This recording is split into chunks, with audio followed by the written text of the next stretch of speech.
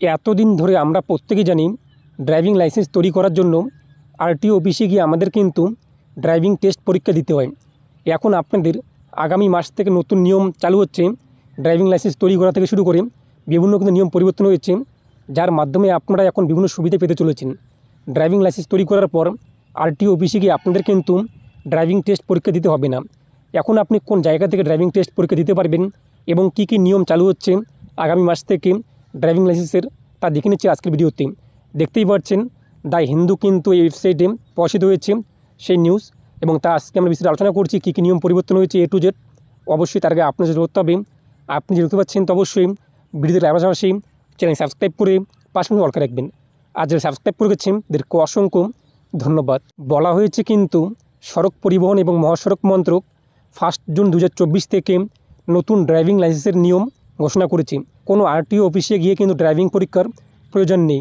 সবচেয়ে উল্লেখযোগ্য পরিবর্তনগুলির মধ্যে একটি হলো যে আবেদনকারীদের আর আঞ্চলিক পরিবহন অফিসে অর্থাৎ আরটিও অফিসে ড্রাইভিং পরীক্ষা দিতে হবে না।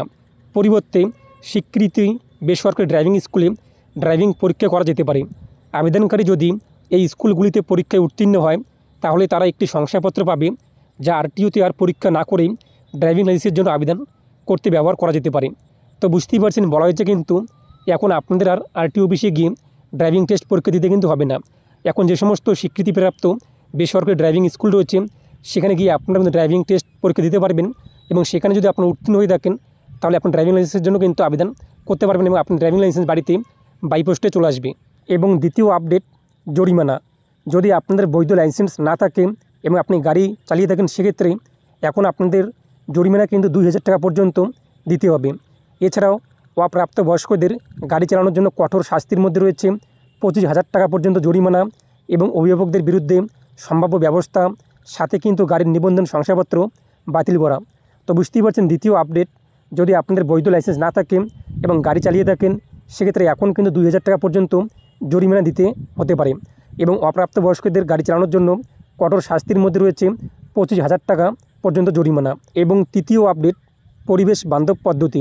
মন্ত্রক 9,000 পুরনো সরকারি যানবাহনকে পর্যায়ক্রমে সরিয়ে ফেলা এবং অন্যান্য যানবাহনের জন্য নির্গমনের মান বাড়ানোর পরিকল্পনা করেছে। এই ব্যবস্থাগুলি যানবাহনের দূষণ কমাতে এবং বৈদ্যুতিক যানবাহন গ্রহণের প্রচারের জন্য একটি বিস্তৃত কৌশলের অংশ। এবং চতুর্থ যে পরিবর্তন, পদ্ধতি অপরিবর্তিত।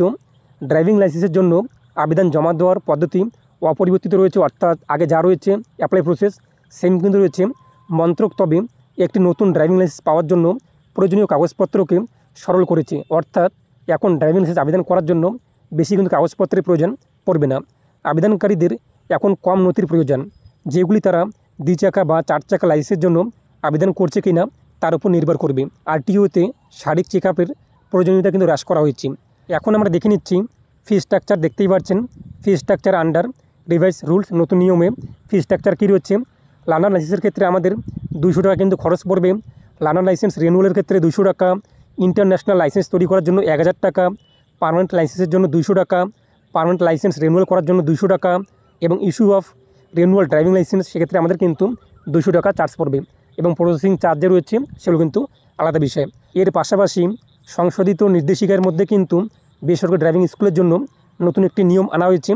বলা হয়েছে প্রথমত ড্রাইভিং প্রশিক্ষণ কেন্দ্রের জন্য ন্যূনতম 1 একর জমি থাকতে হবে।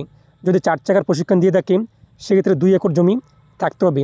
দ্বিতীয়ত স্কুলগুলিকে অবশ্যই একটি উপযুক্ত পরীক্ষার সুবিধার অ্যাক্সেস কিন্তু দিতে হবে। এবং তৃতীয়ত প্রশিক্ষকদের অবশ্যই একটি উচ্চ বিদ্যালয়ের ডিপ্লোমা কিংবা তার সমতুল্য পরীক্ষায় কিন্তু পাস থাকতে হবে, ন্যূনতম 5 বছরের ড্রাইভিং অভিজ্ঞতা থাকতে হবে, এবং বায়োমেট্রিক এবং আইটি সিস্টেম সম্পর্কে জ্ঞান থাকতে হবে। 4 নম্বর পয়েন্টে বলা হয়েছে মোটর গাড়ির ড্রাইভিং কোর্সটি সর্বোচ্চ 4 সপ্তাহের 29 ঘন্টার হবে। 21 ঘন্টার ব্যবহারিক প্রশিক্ষণ এবং 8 ঘন্টার তাত্ত্বিক নির্দেশ বিভক্ত থাকবে। মাঝারি এবং ভারী যানবাহনের জন্য প্রশিক্ষণ আরও বিস্তৃত হবে, যার জন্য 6 সপ্তাহের মধ্যে 38 ঘন্টার প্রয়োজন। এবং পঞ্চমত বলা হয়েছে ড্রাইভিং ইনস্ট্রাকশন স্কুলগুলিকে প্রশিক্ষণ ছাড়া লাইসেন্স প্রদান বা নবায়ন করার জন্য মোট 5,000 টাকা ফি দিতে হবে, এবং একই ফি এই স্কুলগুলি থেকে একটি ডুপ্লিকেট লাইসেন্স পাওয়ার ক্ষেত্রে প্রযোজ্য হবে।